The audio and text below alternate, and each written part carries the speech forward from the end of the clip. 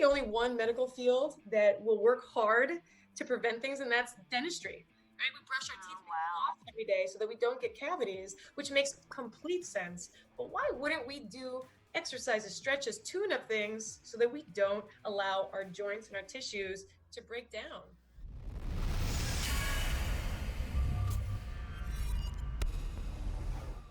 I had a lot of back pain when I first got to medical school, and it was because I was a very active human being, but I got to medical school and I was sitting in one place for 12, 14, 16 hours a day studying.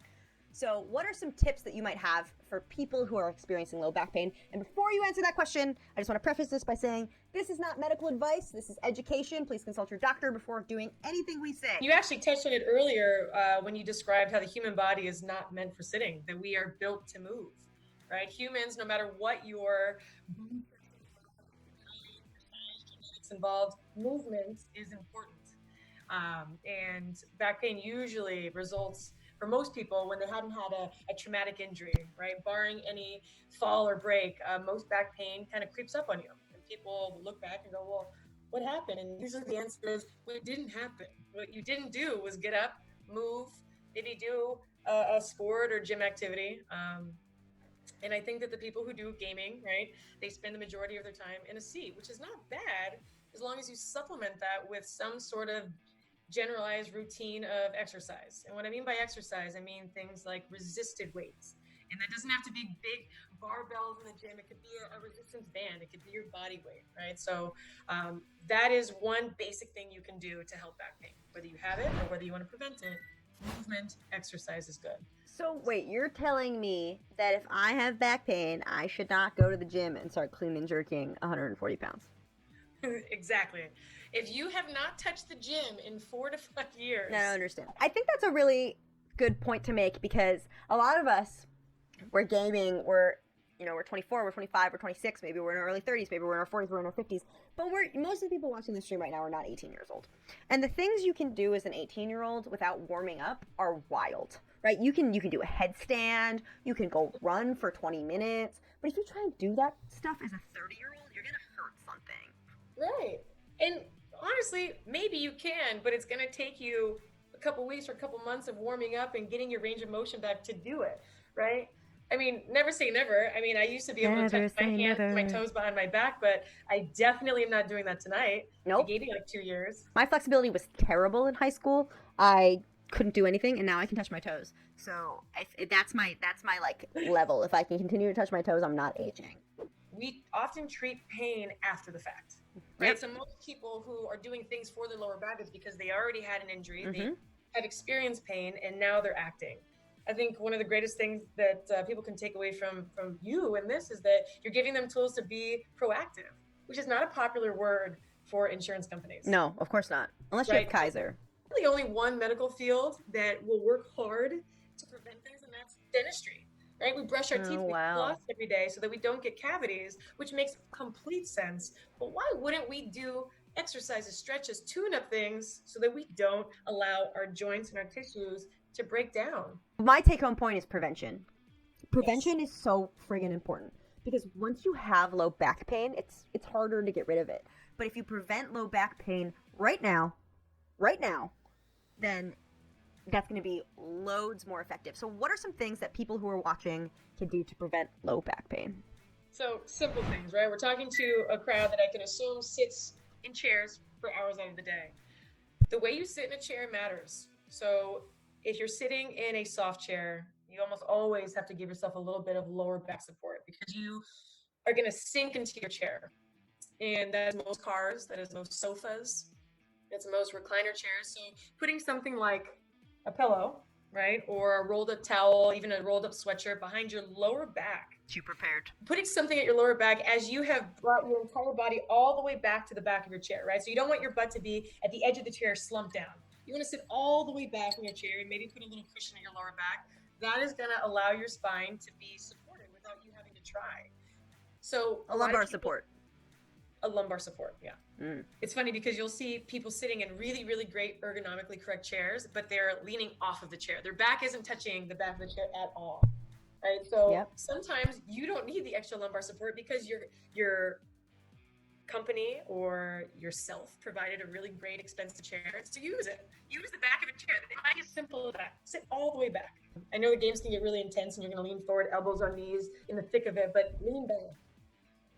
The other thing is the positioning of your legs. So a lot of times, if you take a look at how your knees are in comparison to your hips, if your knees are higher than your hips, you actually might give yourself a bucket seat position, which could irritate your lower back. Right. Ooh. So yeah. So either make your knees even or make it maybe just below the hips, whatever feels a little bit best to you. Little tips like that as far as your seat goes. So my pelvis, my booty is supposed to be above my knees when I'm sitting, or like not below. Right. Yes. Even is okay, but if your knees are higher than your hips, you've essentially put yourself in a bucket seat, and so now you run the risk of losing your natural curve. I had a disc herniation, so none of this applies to me, right? Because I'm like permanently disabled. Is that not science? Being permanently disabled? No. We're laughing and no one else gets this joke, and that's kind of mean, but I like it. But disc herniations do not correlate with outcomes. Do you want to touch on that? I played sports when I was much younger, and as a result, I've gotten into contact with some athletes, and we've kept in touch over the years, especially because some of them are still in it.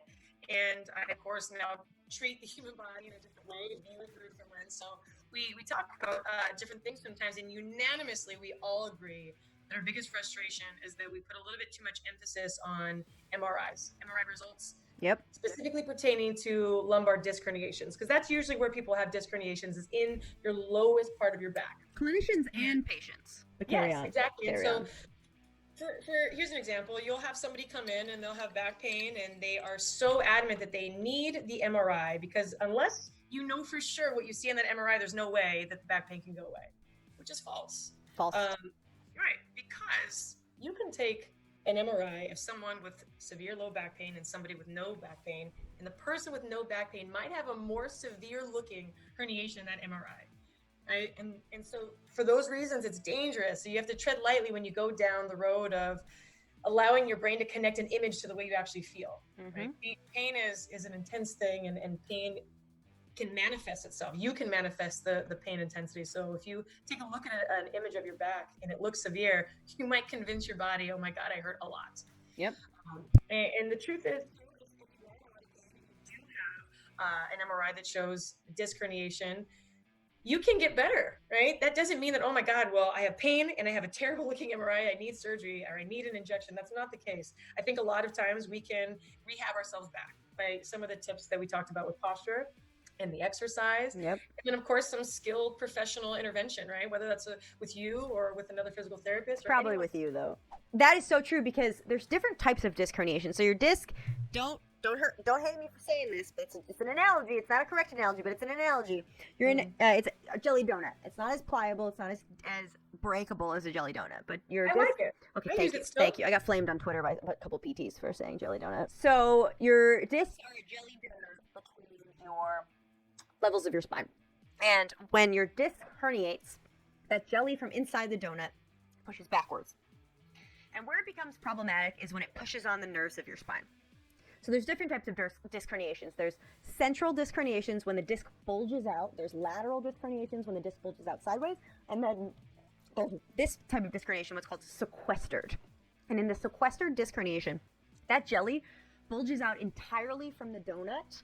It's no longer connected to the donut, and the jelly sits in your spinal cord, which sounds wild, right? It sounds like that's the end-all, be-all. You're going to have intractable back pain. But that is the best type of disc herniation to have, because your body is going to resorb that jelly, and you're going to be fine. And that is like a perfect example, because I made it up, so it's perfect, of MRI findings not correlating with outcomes. Because if you have an MRI that shows this jelly in your spinal cord, to the untrained eye, it looks like cancer.